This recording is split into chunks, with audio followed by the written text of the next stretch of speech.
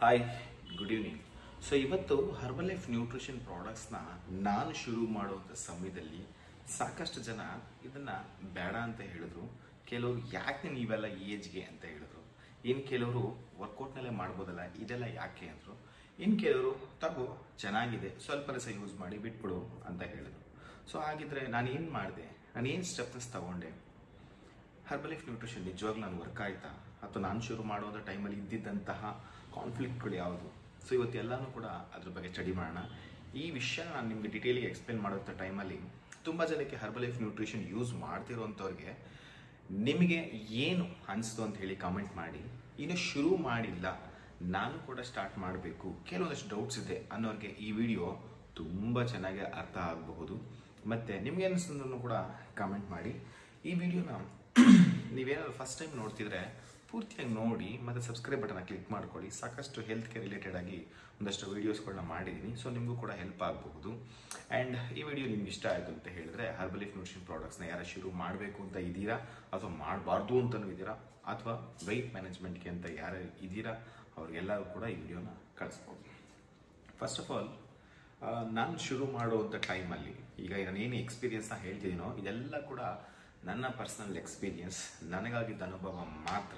So herbal life nutrition products ಯಾವುದು ಕೂಡ ಕಾಯಿಲೆಗಳನ್ನ ಗುಣಪಡಿಸೋದಕ್ಕೋಸ್ಕರ ಕಂಡುಹಿಡಿದಿಲ್ಲ. ಮತ್ತು ಇದು ಎಲ್ರಿಗೂ ಬಂದಿದ್ದ ರಿಸಲ್ಟ್ಸ್ ನನಗೂ ಬರಲ್ಲ, ನನಗೆ ಬಂದಿದ್ದ ರಿಸಲ್ಟ್ಸ್ ನಿಮಗೂ ಬರಲಿಕ್ಕಿಲ್ಲ. ಎಲ್ಲ ರಿಸಲ್ಟ್ಸ್ಗಳು ವ್ಯಕ್ತಿಯಿಂದ ವ್ಯಕ್ತಿಗೆ ಡಿಫ್ರೆಂಟ್ ಇರುತ್ತೆ. ಸೊ ಇದನ್ನು ನೀವು ಅರ್ಥ ಮಾಡ್ಕೋಬೇಕಾಗಿರುವಂಥ ವಿಷಯ, ರೈಟ್. ಆ್ಯಂಡ್ ಸೆಕೆಂಡ್ ಥಿಂಗ್, ನಾನು ಹರ್ಬಲ್ ಲೈಫ್ ನ್ಯೂಟ್ರಿಷನ್ ಶುರು ಮಾಡಿದ ಸಂದರ್ಭದಲ್ಲಿ ನನ್ನ ವಯಸ್ಸು 25 ವಯಸ್ಸು.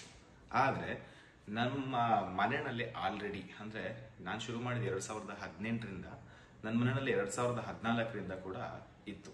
ಯಾಕಂದರೆ ನಮ್ಮ ಮನೆಯಲ್ಲೇ ನಮ್ಮ ಅಮ್ಮ ಇದ್ದಾರಲ್ವ, ಅವರ ತಮ್ಮ ಇವರು ಅಸೋಸಿಯೇಟ್ ಆಗಿದ್ರು. ಅವರು ಕೂಡ ಬೈ ಬ್ಯಾಕ್ಗ್ರೌಂಡ್ ಪೊಲೀಸ್ ಡಿಪಾರ್ಟ್ಮೆಂಟ್ಲಿದ್ದು ಕೂಡ ಇದನ್ನು ಕೂಡ ಪಾರ್ಟ್ ಟೈಮ್ ಆಗಿ ತಗೊಳ್ತಾ ಇದ್ರು, ಮತ್ತು ಪಾರ್ಟ್ ಟೈಮ್ ಆಗಿ ಅಸೋಸಿಯೇಟ್ ಕೂಡ ಆಗಿದ್ರು. ನೆಕ್ಸ್ಟು ಇದನ್ನು ಅವ್ರು ಶುರು ಮಾಡಿ ಅವರಮ್ಮ ಅಂದರೆ ನಮ್ಮ ಅಜ್ಜಿ ಕೂಡ ಶುರು ಮಾಡಿದ್ರು. ಅವ್ರಿಗೆ ಅವಾಗೇನೆ 72 ಇಯರ್ಸ್, ಇವಾಗ ಒಂದು 7 ಇಯರ್ಸ್ ಪ್ಲಸ್ ಒಂದು 78, 79 ಅಂತ ಅಂದ್ಕೊಳ್ಳಿ. ಅಷ್ಟು ಏಜಲ್ಲಿ ಅವರು ಕೂಡ ಶುರು ಮಾಡಿದ್ರು. ಮತ್ತು ಅವ್ರ ಮನೆಯಲ್ಲಿರೋ ವೈಫು ಮಕ್ಕಳು ಎಲ್ಲರೂ ಕೂಡ ಶುರು ಮಾಡಿದ್ರು. ಆಲ್ಮೋಸ್ಟ್ 2, 3, 5 ಜನ ಶೇಕ್ನ ಶುರು ಮಾಡಿದ್ರು. ಅವ್ರಿಗೇನೋ ಒಂದಷ್ಟು ಒಳ್ಳೊಳ್ಳೆ ರಿಸಲ್ಟ್ಸ್ಗಳು ಬಂತು, ಶುರು ಮಾಡಿದ್ರು. ಅದು ನನಗೆ ಗೊತ್ತಿತ್ತು. ನಾನು ಕೂಡ ಅವ್ರ ಮನೆಗೆ ಹೋದಾಗೆಲ್ಲ ನನಗೆ ಮ್ಯಾಗಿ ಮಾಡ್ಕೊಂಡು ಕೊಡೋರು, ರೊಟ್ಟಿ ಮಾಡಿಕೊಡೋರು, ಇಡ್ಲಿ ಮಾಡಿಕೊಡೋರು. ಬಟ್ ಅವ್ರು ಮಾತ್ರ ತಿಂತಾ ಇರಲಿಲ್ಲ, ಶೇಕ್ ಕುಡಿತಿದ್ರು. ನನಗೆ ಅದು ಸ್ಮೆಲ್ ನೋಡ್ರೆ ಇಷ್ಟ ಆಗ್ತಿತ್ತು, ಬಟ್ ಅದು ನನಗೆ ಕೇಳೋಕ್ಕೆ ಇಷ್ಟ ಆಗ್ತಿರ್ಲಿಲ್ಲ. ನನ್ನ ತಲೆಯಲ್ಲಿ ಏನಿತ್ತು ಅಂತ ಹೇಳಿದ್ರೆ, ಸೊ ಇದು ಓನ್ಲಿ ಕಾಯಿಲೆಗಳಿಗೆ ಇರೋವಂಥದ್ದು ಒಂದು ಪ್ರಾಡಕ್ಟು, ಅಥವಾ ಏನೋ ಒಂದು ಪರ್ಪಸ್ಸಿಂದ ಕುಡಿಬೇಕು, ಇದು ಎಲ್ರಿಗೂ ಅಲ್ಲ ಅಂತ ಅಂದ್ಕೊಂಡು ನಾನು ಅವಾಗ ತೊಗೊಳ್ತಿರ್ಲಿಲ್ಲ. ಬೈ ಬ್ಯಾಕ್ಗ್ರೌಂಡ್ ನಾನು ಹಾಸ್ಪಿಟಲಲ್ಲಿ ವರ್ಕ್ ಮಾಡ್ತಿರೋದ್ರಿಂದ ನನ್ನ ತಲೆಯಲ್ಲಿ ಅದು ಕೂತ್ಕೊಂಡ್ಬಿಟ್ಟಿತ್ತು.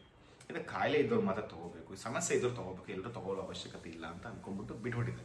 ಬಟ್ ಅವ್ರು ಕುಡಿಬೇಕು, ನಂಗೆ ಸ್ಮೆಲ್ ಇಷ್ಟ ಆಗ್ತಿತ್ತು. ಯಾಕಂದ್ರೆ ನಾನು ತುಂಬ ಸ್ವೀಟ್ಸ್ನ ಇಷ್ಟಪಡ್ತೀನಿ. ಸೊ ಹಂಗಾಗಿ ನಂಗೆ ಆ ಚಾಕ್ಲೇಟ್ ಫ್ಲೇವರ್, ವೆನಿಲಾ ಫ್ಲೇವರ್ ಸಖತ್ ಇಷ್ಟ ಆಗ್ತಿತ್ತು. ಮತ್ತು ಈಗಲೂ ಆಗಲೂ ಇಷ್ಟ ಆಗ್ತಿತ್ತು. ಬಟ್ ಟೇಸ್ಟ್ ಮಾಡಿರಲಿಲ್ಲ. ಅವ್ರ ಮನೆಗೆ ಹೋದಾಗೆಲ್ಲ ಅವ್ರು ತೊಗೊಳ್ತಿದ್ರು. ಅದೇ ಟೈಮ್ ನಾನು 2014 ಎಂಡಿಂಗ್, ಆ ಟೈಮಲ್ಲೇ ನಮ್ಮ ಮನೆಗೂ ಶುರು ಆಯ್ತು. ಅದು ನಮ್ಮಮ್ಮ ಶುರು ಮಾಡಿದ್ರು. ಅವ್ರಿಗೇನೋ ಹೆಲ್ತ್ ರಿಲೇಟೆಡ್ ವಿಷಯನ ಶುರುವಾಯಿತು. ಅವರನ್ನ ಸ್ಟಾರ್ಟ್ ಮಾಡಿದ್ರು. ತಗೊಂಬಂದೆಲ್ಲ ಕೊಡ್ತಿದ್ದೆ, ಅವರು ಕೂಡ ಶುರು ಮಾಡ್ತಿದ್ರು. ಅವರು ಕೂಡ initially chocolate flavour, vanilla flavour ಅಂತ ಅಂದ್ಕೊಳ್ತೀನಿ. ಐ ಥಿಂಕ್ ನನಗೆ ಎಕ್ಸಾಕ್ಟ್ಲಿ ಗೊತ್ತಿಲ್ಲ. ಬಟ್ ಶುರು ಮಾಡಿದ್ರೆ ಅವ್ರು ಚೆನ್ನಾಗಿ ಅನಿಸ್ತು. ಅವ್ರು 1 ವೀಕಲ್ಲೇ 2 ವೀಕಲ್ಲೇ ಅವ್ರಿಗೆ ಮೊದಲಿಗಿಂತ ಬೆಟರ್ ರಿಸಲ್ಟ್ಸ್, ಹೆಲ್ತ್ ರಿಸಲ್ಟ್ಸ್ ಬಂತು. ಸೊ ನಂಗೆ ಇನ್ಸ್ಪೈರ್ ಆಯಿತು. ಪರವಾಗಿಲ್ಲ, ಇದು ವರ್ಕ್ ಆಗುತ್ತೆ. ಬಟ್ ನನ್ನ ತಲೆಯಲ್ಲಿ ಆಗಲೂ ಕೂಡ ಇದು ಕಾಯಿಲೆಗೆ ಇರುವಂಥವ್ರಿಗೆ ತೊಗೋಬೇಕು ಅಂತ. ಯಾಕಂದ್ರೆ ನಮ್ಮ ಅಮ್ಮನಿಗೆ ಆಲ್ರೆಡಿ ಹೆಲ್ತ್ ಇಶ್ಯೂಸ್ ಇತ್ತು. ಸೊ ಅವ್ರು ಶುರು ಮಾಡಿ ಅವ್ರು ಚೆನ್ನಾಗಿ ಅನಿಸ್ತು. ಬೈದ್ರೆ ಒಳ್ಳೆ ರಿಸಲ್ಟ್ಸ್ ಇತ್ತವಾಗ, ನಾನು ಇಲ್ಲ ಅಂತ ಹೇಳೋಕ್ಕಾಗಲ್ಲ. ಬಟ್ ನನಗೆ ಅದನ್ನ ಸ್ಟಾರ್ಟ್ ಮಾಡ್ಬೇಕಂತ ಅನಿಸಿಲ್ಲ. ಬಟ್ ನಾನು ಅಫ್ರೆಶ್ ಅಂತ ಬರುತ್ತೆ, ಅದು ನಿಮಗೆ ಆಲ್ರೆಡಿ ನನ್ನ ವೀಡಿಯೋಸ್ನ ರೆಗ್ಯುಲರ್ ಆಗಿ ನೋಡ್ತಿರೋಂಥವ್ರಿಗೆ ಅಫ್ರೆಶ್ ಬಗ್ಗೆ ಜ್ಞಾನ ಇರುತ್ತೆ. ಆ ಅಫ್ರೆಶ್ನ ನಮ್ಮ ಮನೆಯಲ್ಲಿ ಕೊಡೋಕೆ ಶುರು ಮಾಡಿದೆ. ಯಾಕಂದ್ರೆ ನನಗೆ ಮೊದಲಿನ ನನಗೆ ಕಾಲು, ಕಾಫಿ, ಟೀ ಕೇಳಿ ಕುಡಿಬೇಕು ಅಂತ ಅನಿಸಿರ್ಲಿಲ್ಲ. ಯಾರನ್ನ ಕೊಟ್ಟರೆ ಕುಡಿತಿದ್ದೆ ಅಷ್ಟೇ. ನನಗೇನು ಈಗ ಬೇರೆಯವ್ರಿಗೆ ಹ್ಯಾಬಿಟ್ಸ್ ಇರುತ್ತಲ್ಲ, ಹ್ಯಾಬಿಟ್ಸ್ ಎಲ್ಲ ಚಟ ಇರುತ್ತಲ್ಲ, ಏನಂತ ಅದಕ್ಕೆ ಆ ಥರ ನನಗೆ ಯಾವತ್ತೂ ಇಲ್ಲ, ಚಿಕ್ಕ ವಯಸ್ಸಿಂದನೂ ಇಲ್ಲ. ಕೊಟ್ಟರೆ ಕುಡಿತೀನಿ, ಇಲ್ಲ ಅಂದರೆ ಇಲ್ಲ. ನನಗೆ ಆ ಥರ ನಮ್ಮಲ್ಲಿ ಕಾಫಿ ಟೀ ಮೊದಲಿಂದ ಅಭ್ಯಾಸ ಇಲ್ಲ. ಹಾಲು ಕೊಡೋರು, ಹಾಲು ಒಂದು ಸ್ವಲ್ಪ ರಿಸಾಯಿ ಕುಡಿತಿದ್ದೆ. ಆಮೇಲೆ ನಂಗೆ ಅದೇ ಇಷ್ಟ ಇಲ್ಲ, ನಾನು ಮತ್ತೆ ಕೇಳೋಕ್ಕೋಲ್ಲ, ಬಿಟ್ಬಿಟ್ಟೆ. ಬಟ್ ಅಫ್ರೆಶ್ ಅವ್ರು ಕುಡಿತಿರ್ಬೇಕಾದ್ರೆ ನನಗೂ ಒಂದ್ಸಲ ಮಾಡ್ಕೊಂಡು ಕೊಟ್ಟರು. ಅಫ್ರೆಶ್ ಲೆಮನ್ ಫ್ಲೇವರ್ ಅಂತ ಅನಿಸುತ್ತೆ, ಮೇ ಬಿ. ನನಗೆ ಲೆಮನ್ ರವ ಇಷ್ಟ ಆಗುತ್ತೆ. ಲೆಮನ್ ಜ್ಯೂಸ್ ಎಲ್ಲ ಕುಡಿತೀನಲ್ಲ, ಅದು ಸಖತ್ ಇಷ್ಟ ಆಗುತ್ತೆ. ಲೆಮನ್ ಫ್ಲೇವರ್ ಕೊಟ್ಟರು, ಬಿಸಿ ಬಿಸಿಯಾಗಿ ಕೊಟ್ಟರು. ಸಂಜೆ ಹೊತ್ತು ನಂಗೆ ಕುಡಿದು ತುಂಬ ಇಷ್ಟ ಆಗೋದು. ನನಗೆ ಅದೇನೋ ಗೊತ್ತಿಲ್ಲ. ನಂಗೆ ಆ್ಯಕ್ಚುಲಿ ಗ್ರೀನ್ ಟೀ ಅದಕ್ಕಿಂತ ಮುಂಚೆ ಒಂದ್ಸಲ ಯಾವಾಗಲೂ ಕುಡಿದಿದ್ದೆ ನಾನು. ಬಟ್ ದರಿದ್ರವಾಗಿತ್ತು ಗ್ರೀನ್ ಟೀ. ನಾನು ಯಾವುದೋ ಗೊತ್ತಿಲ್ಲ ಕಂಪ್ನಿ ಅಂತ ನನಗೆ ನೆನಪಿಲ್ಲ, ಯಾರೋ ಕೊಟ್ಟಿದ್ರು ನನಗೆ ಗ್ರೀನ್ ಟೀ. ಕುಡಿಯೋಕ್ಕೆ ಆಗಲಿಲ್ಲ. ಒಂದು ಎರಡು ಸಿಪ್ ಮಾಡೋಷ್ಟೊತ್ತಿಗೆ ಬೀಸಿ ಯಾವಾಗ ಇಟ್ಕೊಂಡು ಬರ್ತೀನೋ ಅಂತ ಅನ್ಸ್ಬಿಟ್ಟು. ಬಟ್ ಆ ಫ್ರೆಶ್ ತುಂಬ ಈಸಿಯಾಗಿ ಕುಡಿದೆ. ಬಟ್ ತುಂಬ ಒಂಥರ ಅಷ್ಟು ಆಕ್ಚುಲಿ ತುಂಬ ಇತ್ತದು, ಒಂದು 350 ml ಅಂತ ಅನ್ಸುತ್ತೆ. ಅಷ್ಟು ಫ್ರೆಶ್ ಕುಡಿದ್ರು ಕೂಡ ನನಗೆ ತುಂಬ ಚೆನ್ನಾಗಿ ಅನಿಸ್ತು. ನನಗೆ ನೋಡೋಣ ದಿನ ಫ್ರೆಶ್ ಕುಡಿಯೋಕ್ಕೆ ಶುರು ಮಾಡಿದೆ. ಆಲ್ಮೋಸ್ಟ್ 2014ಇಂದ 17 ನಾನು ಶೇಕ್ ಶುರು ಮಾಡುವಾಗ ಫ್ರೆಶ್ ಮಾತ್ರ ರೆಗ್ಯುಲರಾಗಿ ಕುಡಿತಿದ್ದೆ. 2 ಟೈಮ್, ಬೆಳಗ್ಗೆ 1 ಟೈಮ್, ಸಂಜೆ 1 ಟೈಮ್ ರೆಗ್ಯುಲರಾಗಿ ಕುಡಿದೆ. ನಮ್ಮಲ್ಲಿ ಎಲ್ಲರೂ ಕುಡಿತಿದ್ರು.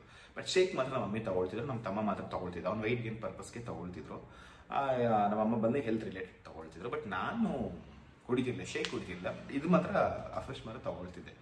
ಬಟ್ ನಾನು ಗೊತ್ತಿಲ್ಲ ನನಗೆ ನಾನು ಮಾಡೋಂಥ ಕೆಲಸದ ಜಾಗದಲ್ಲಿ ಆ ಜಾಬ್ ಹೆಂಗಿತ್ತು, ಡೆಸ್ಕ್ ಜಾಬ್ ಅದು. ಆ ಕಂಪ್ಯೂಟರ್ ವರ್ಕ್ ಮಾಡೋದು, ಕ್ಲರಿಕಲ್ ರಿಲೇಟೆಡ್ ಇಶ್ಯೂಸ್, ಅಂದರೆ ಟೇಬಲ್ ಮೇಲೆ ಕೂತ್ಕೊಂಡು ಮಾಡುವಂಥ ಕೆಲಸಗಳಿತ್ತು. ಸೊ ಅದೇನಾಯಿತು, ಡೇ ಬೈ ಡೇ ಅದು ಸ್ವಲ್ಪ ಜಂಕ್ ಫುಡ್ ತಿನ್ನೋಕೆ ಅಭ್ಯಾಸ ಜಾಸ್ತಿ ಆಯಿತು. ಮಧ್ಯಾಹ್ನ ಮೊದಲು ಮನೆಯಲ್ಲಿ ಬಾಕ್ಸಲ್ಲಿ ಕಟ್ಕೊಂಬಂದು ತಿಂತಾ ಇದೆ. ಮತ್ತು ಸಡನ್ನಾಗಿ ನಿಧಾನಕ್ಕೆ ಹೋಟೆಲ್ಗಳು, ಆಬ್ವಿಯಸ್ಲಿ ನಿಮ್ಗೆಲ್ಲರೂ ಗೊತ್ತಿರುತ್ತೆ. ಮತ್ತು ನಾನ್ ವೆಜ್ ತಿನ್ನೋಕ್ಕೆ ಶುರು ಮಾಡಿದೆ. ಜಾಸ್ತಿ ನಾನು ಮೊದಲು ವೀಕ್ಲಿ 1 or 2 ತಿಂತಿದ್ದೆ. ಬಟ್ ಆ ಒಂದು ಟೈಮಲ್ಲಿ every day non veg, snacks, ಈ ಥರದ್ದು ಏನೇನೋ ತಿನ್ನೋಕ್ಕೆ ಶುರು ಮಾಡಿದೆ. ಸಂಜೆ ಆದರೆ ಸಹ ಗೋಬಿ ಮಂಚೂರಿ, ಪಾನಿಪುರಿ ಇವೆಲ್ಲ ತಿನ್ನೋಕ್ಕೆ ಶುರು ಮಾಡಿದೆ. ನಿಧಾನಕ್ಕೆ 83, 84 ಇದ್ದಿದ್ದು ನನ್ನ ವೆಯ್ಟು 90 ಕ್ರಾಸ್ ಆಗೋಯ್ತು. 90, 92 ಏನೋ ಆಗೋಯಿತು. ಒಂಚೂರು ಹೊಟ್ಟೆ ಬರೋಕ್ಕೆ ಶುರುವಾಯಿತು. ಸ್ವಲ್ಪ ಡ್ರೆಸ್ಸಸ್ ಎಲ್ಲ ಟೈಟ್ ಆಗೋಕ್ಕೆ ಶುರುವಾಯಿತು. ಐ ಥಿಂಕ್ ನನಗೆ ಎಲ್ಲೇನೋ ಇತ್ತು ನನ್ನ ಡ್ರೆಸ್ ಸೈಜ್ ಅವಾಗ. ನಿಧಾನಕ್ಕೆ XXL ಕೊಟ್ಟೋಯ್ತು ಸಡನ್ಲಿ. ಒಂದು 2-3 ತಿಂಗಳಲ್ಲೇ ಅಷ್ಟು ಫಾಸ್ಟಾಗಿ ಕೊಟ್ಟೋಯ್ತು. ಅದೇ ಟೈಮಲ್ಲಿ ನಾನು ಪ್ರಮೋಷನ್ ಆಗಿತ್ತು ನನಗೆ, ನಾನು ಇದ್ದಿದ್ದ ವರ್ಕಲ್ಲಿ. ಸೊ ಆ ಜಾಬಲ್ಲಿ ಸ್ವಲ್ಪ ತಿನ್ನುವಂಥ ಫೆಸಿಲಿಟಿ ಇತ್ತು, ಹಂಗಾಗಿ ಚೆನ್ನಾಗಿ ತಿಂತಿದ್ದೆ. ಸೊ ಹಂಗಾಗಿ 90 ಕ್ರಾಸ್, 92, 93 ಕ್ರಾಸ್ ಆಗೋಕ್ಕೆ ಶುರುವಾಯಿತು. ನಂಗೆ ಅವಾಗ ಸ್ವಲ್ಪ ಡೌಟ್ ಬಂತು. ಮತ್ತು ನನ್ನ ಜೊತೆ ಇದ್ದವರೆಲ್ಲರೂ ಕೂಡ ಸ್ವಲ್ಪ ಚೆನ್ನಾಗಿ ಲಿಫ್ಟ್ ಏನಾದರೂ ಆಫ್ ಆಗೋದ್ರೆ ಮೆಟ್ಲತ್ತಿ ಹೋಗ್ತೀವಿ. ನನ್ನ ಆಫೀಸ್ ಬಂದು 5ನೇ ಫ್ಲೋರಲ್ಲಿ ಇದ್ದಿದ್ದು. ಸೊ ನಾನು ಮೆಟ್ಲತ್ತಿ ಸಮ್ಟೈಮ್ಸ್ ಹೋಗೋ ಟೈಮಲ್ಲಿ ನೋವು ಶುರುವಾಗುತ್ತೆ ಇಲ್ಲಿ ಮಂಡಿ ಹತ್ರ. ನನ್ನ ಪಕ್ಕದಲ್ಲೇ ಆರ್ಥೋಪಿಡಿಷಿಯನ್ ಇದ್ರು. ಅವ್ರು ಹೇಳಿದ್ರು, ಏನು ಈ ಏಜ್ಗೆ ಮಂಡಿ ಹಿಡ್ಕೊಂಡು ನಡೀತೀಯ ಅಂತೇಳಿ ನನಗೆ ಸ್ವಲ್ಪ ಟೀಸ್ ಮಾಡಿದ್ರು. ಆ್ಯಕ್ಚುಲಿ ನಾನು ಮಾಡ್ತೀನಿ, ಅವರು ಮಾಡ್ತಾರೆ, ಇಟ್ಸ್ ಅ ಕ್ಯಾಶುಯಲ್ ಥಿಂಗ್, ಅದೇನಿಲ್ಲ. ನನಗೆ ಅವಾಗ ಅನ್ನಿಸ್ತು, ಹೌದಲ್ವಾ, ಏನಿದು 25ನೇ ವಯಸ್ಸಿಗೆ 90+ ವೆಯ್ಟ್ ಇದ್ದೀನಿ, ಮತ್ತು ಮಂಡಿ ನೋವು ಶುರುವಾಗಿದೆ. ನನಗಿಂತ ವಯಸ್ಸಲ್ಲಿ 3 ಪಟ್ಟು ಜಾಸ್ತಿ ಇರುವಂಥ ವ್ಯಕ್ತಿ ಎಷ್ಟು ಈಸಿಯಾಗಿ ನಡ್ಕೊಂಡು ಹೋಗ್ತಿದ್ದಾನೆ ಮೆಟ್ಲು ಹತ್ತಿ, ಅದು ಆರ್ಥೋಪಿಡಿಷಿಯನ್ ಡಾಕ್ಟರು, ನನ್ನ ಕೈಲಿ ಯಾಕೆ ಆಗ್ತಿಲ್ಲ ಅಂತೇಳಿ ಆಮೇಲೆ ಅವ್ರ ಜೊತೆ ಕೂತ್ಕೊಂಡು ಡಿಸ್ಕಷನ್ ಮಾಡ್ಬೇಕಾದ್ರೆ ಅರ್ಥ ಆಯಿತು. ಆ್ಯಕ್ಚುಲಿ ರೂಟ್ ಕಾಸ್ ಬಂದು ವೆಯ್ಟ್, ಹೆವಿ ವೆಯ್ಟ್. ನನ್ನ ಏಜಲ್ಲಿ ಮಂಡಿ ನೋವು ಬರೋದಕ್ಕೆ majority 99%, 99.99% reason weight, upper weight ಜಾಸ್ತಿ ಇರೋದು ಕಾರಣ. ನಾವೇನು ಮಾಡಿ ಸುಮ್ಮನೆ ಮುಲಾಮ್ ಹಚ್ತೀವಿ, ಕ್ರೀಮ್ ಹಚ್ತೀವಿ. ಬಟ್ ನನಗೆ ರೂಟ್ ಕಾಸ್ ನಾವು ಹಂಗೆ ಹೇಳ್ಕೊಟ್ರು. ಆವಾಗ ನಾನು ಹೆಂಗಾರ ಮಾಡಿ ವೆಯ್ಟ್ ಲಾಸ್ ಮಾಡ್ಬೇಕಂತ ಹೇಳಿ ಸಾಕಷ್ಟು ಟ್ರೈ ಮಾಡಿದೆ, ತುಂಬ ಟ್ರೈ ಮಾಡಿದೆ. ಬಿಸಿನೀರು ಜೇನುತುಪ್ಪ ತಗೊಳ್ತಿದ್ದೆ, ಎಗ್ ವೈಟ್ ತಿಂತಿದ್ದೆ ಮಾರ್ನಿಂಗ್ ಬ್ರೇಕ್ಫಾಸ್ಟ್ಗೆ, ಜಿಮ್ಗೂ ಕೂಡ ಜಾಯ್ನ್ ಆದೆ.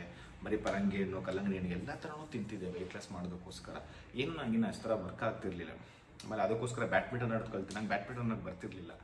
ಬ್ಯಾಡ್ಮಿಂಟನ್, ಕ್ರಿಕೆಟ್ ಆಡೋಕ್ಕೆ ಬರ್ತಿದ್ದೆ, ಬಟ್ ಬ್ಯಾಡ್ಮಿಂಟನ್ ಬರ್ತಿರ್ಲಿಲ್ಲ. ಬಟ್ ಅದಕ್ಕೋಸ್ಕರನೇ ಬ್ಯಾಡ್ಮಿಂಟನ್ ಕಲಿತು, ಸ್ವಲ್ಪ ಜಾಸ್ತಿ ಫಾಸ್ಟ್ ಮೂವ್ ಇರುತ್ತೆ ಅಂತ.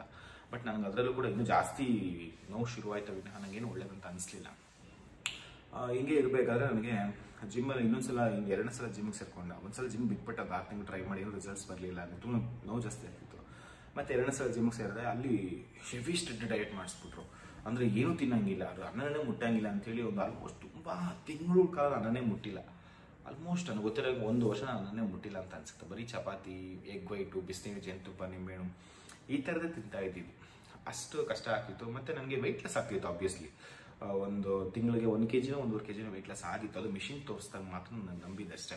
ಬಟ್ ನನಗೆ ಪರ್ಸ್ನಲಿ ನಂಗೆ ಏನಂತ ಅನಿಸ್ಲಿಲ್ಲ, ಎನರ್ಜಿ ಇರ್ತಿರ್ಲಿಲ್ಲ, ಎಂತೂಸಿಯಸಮ್ ಇರಲಿಲ್ಲ. ನಂತರ ನನ್ನ ದಪ್ಪ ಇದ್ರೂ ಕೂಡ ತುಂಬ ಎನರ್ಜೆಟಿಕ್ ಆಗಿರ್ತಿದ್ದೆ, ತುಂಬ ಆ್ಯಕ್ಟಿವ್ ಆಗಿರ್ತಿದ್ದೆ. ಬಟ್ ಆದರೆ ನನಗೆ ಅವಾಗ ವೆಯ್ಟ್ ಲಾಸ್ ಆದರೂ ಕೂಡ ನನಗೆ ಸ್ಯಾಟಿಸ್ಫ್ಯಾಕ್ಷನ್ ಇರಲಿಲ್ಲ. ಒಂಥರ ಅಬ್ನಾರ್ಮಲ್ ಥರ ಆ ಥರ ಫೀಲಿಂಗ್ ಆಗೋದು.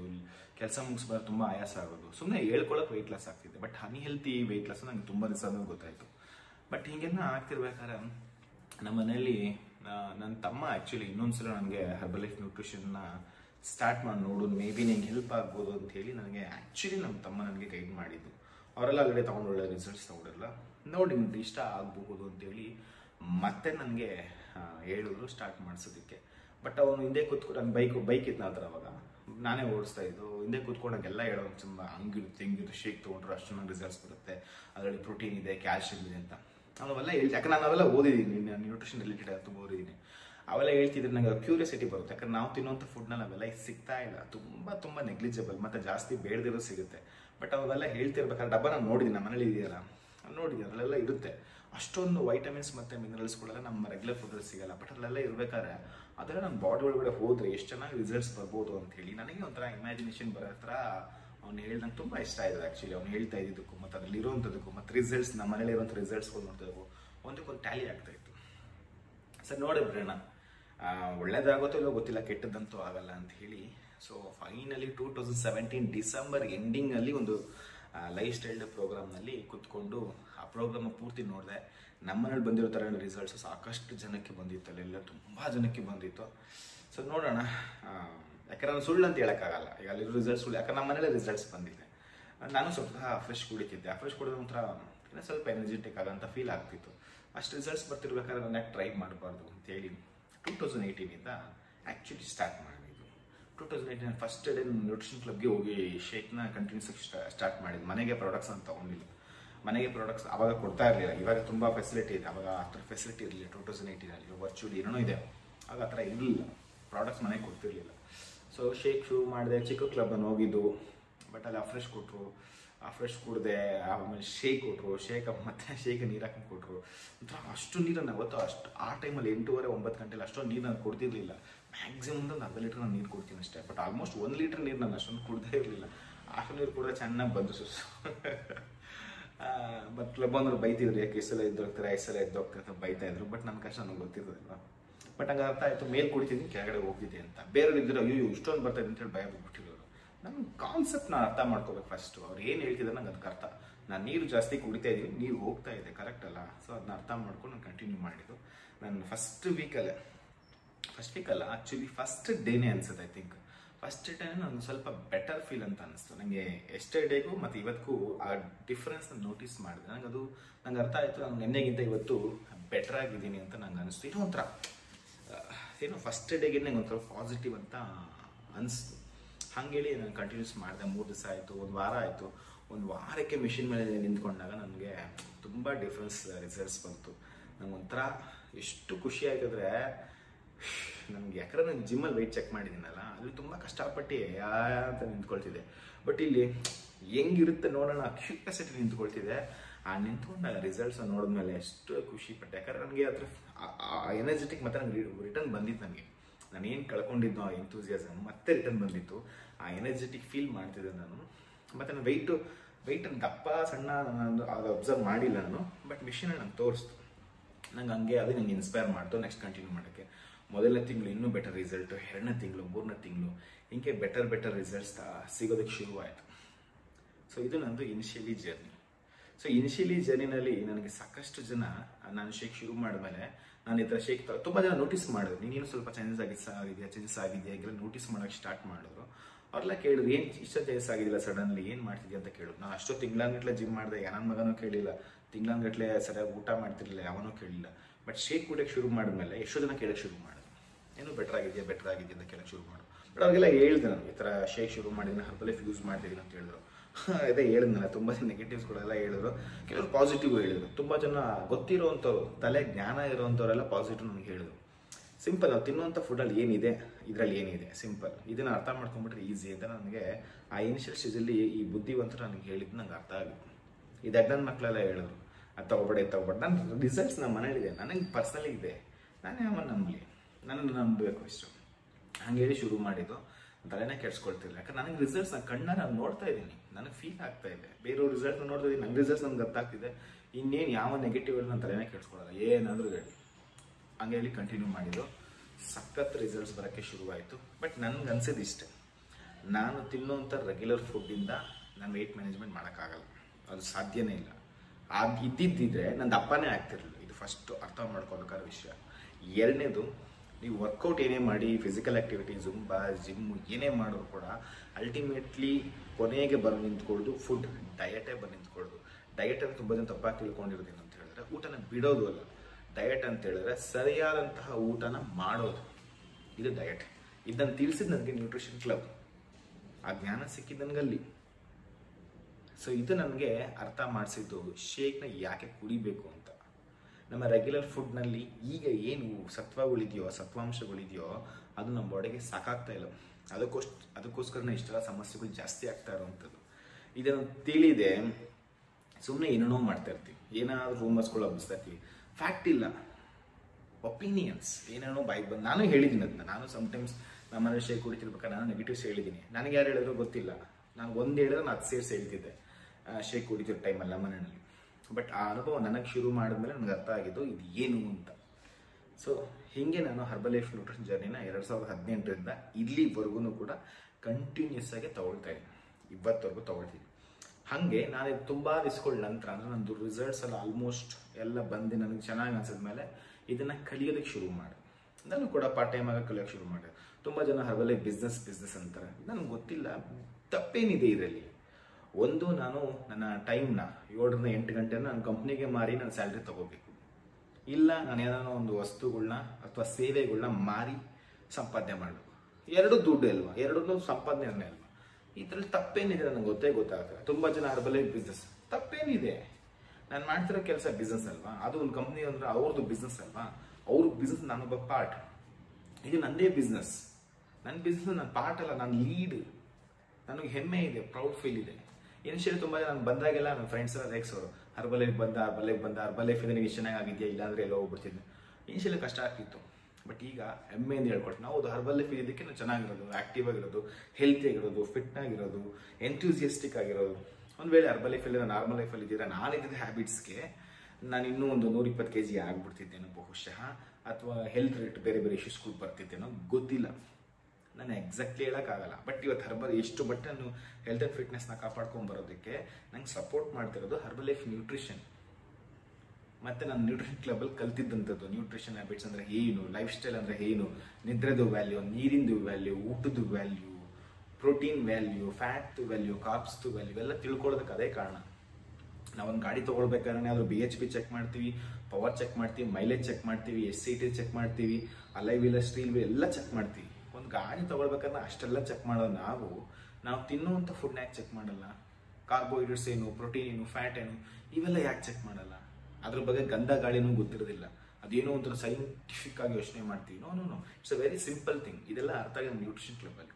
ಆ ನ್ಯೂಟ್ರಿಷನ್ ಕ್ಲಬ್ಬಲ್ಲಿ ಏನೇನು ಕಲಿತಾ ಹೋದೆ, ಏನೇನು ಮಾಡ್ತಾ ಹೋದೆ ಅನ್ನೋದನ್ನ ನೆಕ್ಸ್ಟ್ ಪಾರ್ಟಲ್ಲಿ ಹೇಳ್ತೀನಿ. Thank you so much. Bye by.